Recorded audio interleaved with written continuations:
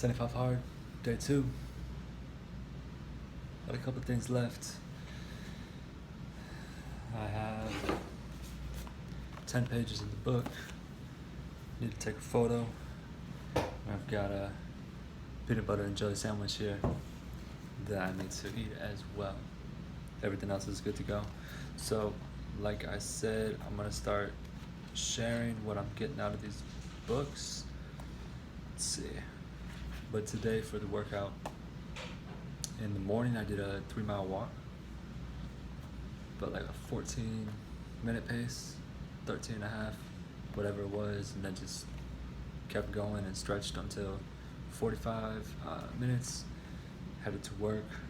After work, hit the gym, biceps, triceps, and really just look to completely exhaust the muscle. Tomorrow, I got something new, I got something good.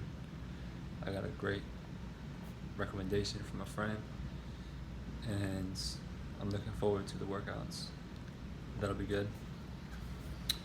From the book, talked about the difference here. Generosity to kingdom purposes is not give God $1 and he'll give you 10. It's trust him with your heart and you'll live a life in the love of God rather than the love of money. God worked in us and in our church, not just through us. So, Greg continues and says, don't fear the adventure of giving, embrace it. As a friend of mine once said, generosity is not something God wants from you, but for you. So, the biggest thing here is the emphasis that it's about trusting God with your heart. I think Chip Ingram is the one who said that giving is an action, but generosity is a state of heart. And I'm gonna re-listen to his book again about generosity pretty soon. The Genius of Generosity, it is. It's a good one. I think I listened to it maybe 4 years ago, but I just wanted to refresh. So yeah, that's what that kind of just jumped out to me there. And then the second part here, he's talking about the balance of being a good steward, and then a balance of doing things that are good for the family or good for him or whatever it is. So some of the things here, he says, finding balance is tough, especially if we worry more about how other people do it. And he refers to the Bible where it says, finding the speck in their eye when something bigger may be lodged in our own. And he has a few questions that, he challenges us to reflect on, such as how much unused excess do I have? For example, how many rooms in my house are seldom used? Could I live with less? In what area am I spending too much? Am I spending borrowed money or money that I have? Would my giving be freed up if I got the better instead of the best? Where is my heart in my purchases? And then finally, what if the biggest check I wrote each month was for God's eternal work instead of my house or car? And that's the one that hit me the most, especially because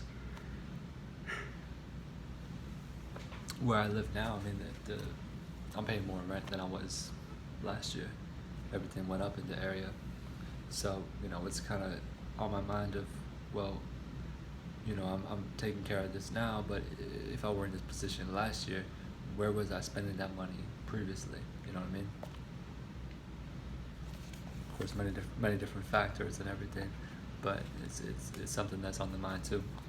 So yeah, this book's good. The next chapter here is about at the corner of now and eternity. So I'll see what that's like and then jump in tomorrow. Today in the gym, like I said, biceps and triceps. I just wanted to completely exhaust those muscles. So my last set of tricep, the rope pull downs, I just started at 35 pounds, 37 and a half, or 40 pounds, whatever it was. And then I did as many reps as I could, lowered the weight, rested like 10 seconds, lowered the weight, rested like 10 seconds, and just continued. And at the end, I was repping out 10 pounds, and it was destroying my triceps. So that was fun. One thing about last night, when I came on this video and said I had some reading left. I did a few things. Well, I'm tired. Not yet adjusted to this schedule of what I want to be on, where I'm getting up at 6. Fell asleep this morning in the book of Leviticus, which some people will joke that is easy to do, but I'm just sitting there reading my Bible, and then all of a sudden I'm like, whoa, that was 10 minutes, and whoops. So last night I was sitting in my chair right here, and I read my 10 pages, or read 12 pages, or 11 pages, whatever, and I guess it's a good thing that I finished when I did, because the next thing I knew, I woke up like an hour and a half later. I was like, So, like I said, good thing that I finished beforehand, because otherwise I wouldn't even made it past day 1. You know what I mean? And that's not my standard. So if I start to feel any bit of tired as I'm eating this sandwich or reading this book, I'm gonna stand up at the counter and make sure that I get everything done, and then go take the photo too, and call it a night, because I got stuff to do, and I committed to this thing, committed to this program 75 days. So that means 75 days. There's no excuses that I can have that would be reasonable. So